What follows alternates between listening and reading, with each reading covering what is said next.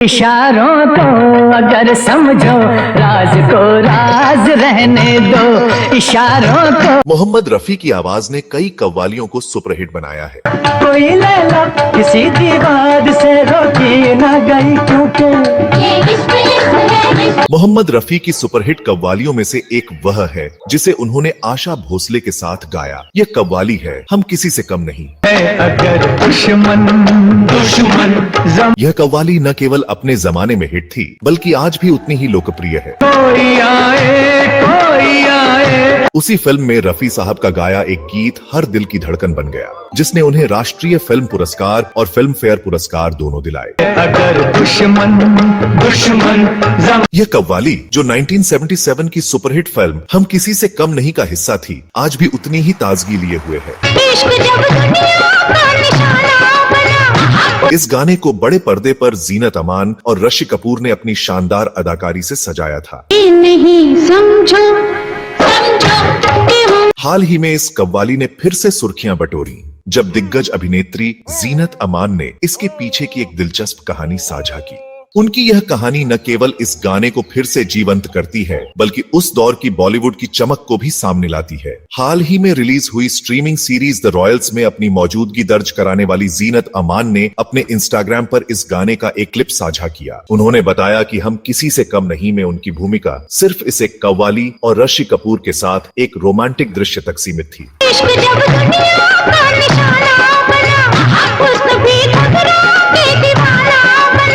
यह उनके करियर की एकमात्र कव्वाली थी और इसके पीछे की कहानी उतनी ही मनोरंजक है जितनी फिल्म स्वयं। जीनत अमान ने अपने कैप्शन में लिखा कि क्या आप हिंदी सिनेमा के दीवाने हैं और फिर भी यह गाना नहीं सुना? मेरे प्यारे, शायद आप अभी बहुत छोटे हैं। इस गीत को अपने माता पिता के लिए बजाइए और देखिए कैसे उनकी आंखों में पुरानी यादें तैरने लगती हैं।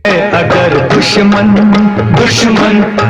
उन्होंने बताया कि कपूर खानदान के अभिनेताओं में से ऋषि कपूर के साथ उनकी सबसे कम बातचीत थी। दोनों ने अपने पूरे करियर में सिर्फ इस एक गाने में साथ काम किया।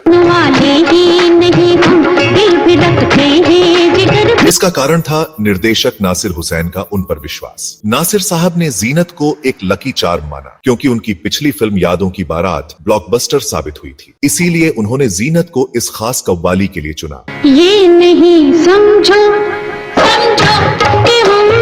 जीनत ने आगे बताया कि वह इस फिल्म की सफलता से इतनी खुश थीं कि नासिर हुसैन के इस छोटे से किरदार के प्रस्ताव को ठुकरा नहीं सकी। लेकिन इस छोटी सी भूमिका के पीछे भी एक मजेदार किस्सा था। जीनत की लंबाई उस जमाने के सिनेमा में चर्चा का विषय थी।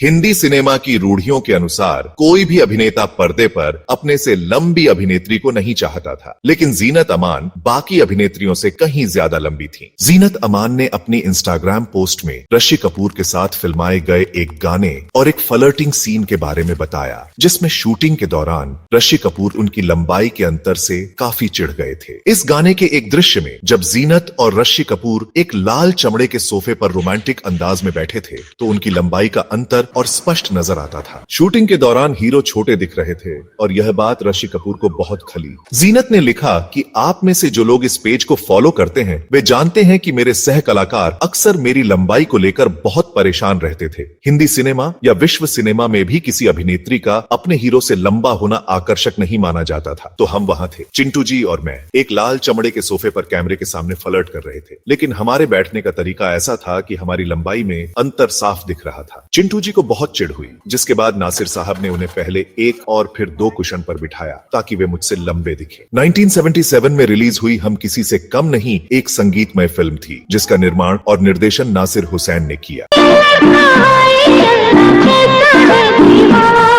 यह फिल्म अपनी कहानी और राहुल देव बर्मन के कर्णप्रिय संगीत के लिए आज भी याद की जाती है।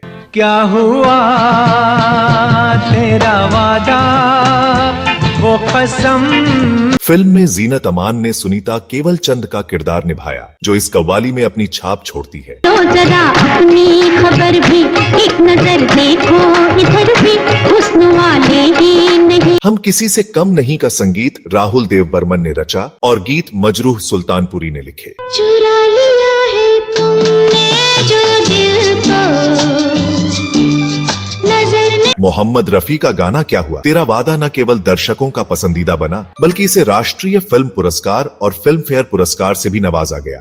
क्या हुआ तेरा। इस गाने की मधुरता और रफी साहब की भावपूर्ण गायकी ने इसे हर पीढ़ी के लिए खास बना दिया। क्या हुआ तेरा वादा। इसके अलावा बचना ए हसीनों जैसे गाने ने भी उस दौर के युवाओं को दीवाना बनाया, जिसका रीमिक्स 2008 की फिल्म में भी इस्तेमाल हुआ। बचना ए हसीनों लो मैं आ गया, बचना ए हसीनों लो मैं आ गया। तो दोस्तों, हम किसी से कम नहीं कि यह कहानी और इसके गाने आज भी उतने ही ताजा हैं जितने उस दौर में थे। मोहम्मद रफी की जादुई आवाज और जीनत अमान की मजेदार कहानी ने इस कव्वाली को और खास बना दिया। आज हम जैसे जिगर वाले कहाँ जख्म खाया है तब हुए हैं जवान। अगर आपको यह वीडियो पसंद आया तो लाइक करें, कमेंट में अपनी राय बताएं और चैनल को सब्सक्राइब करना ना भूलें। हम आपके लिए और भी ऐसी दिलचस्प कहानियां लेकर आएंगे।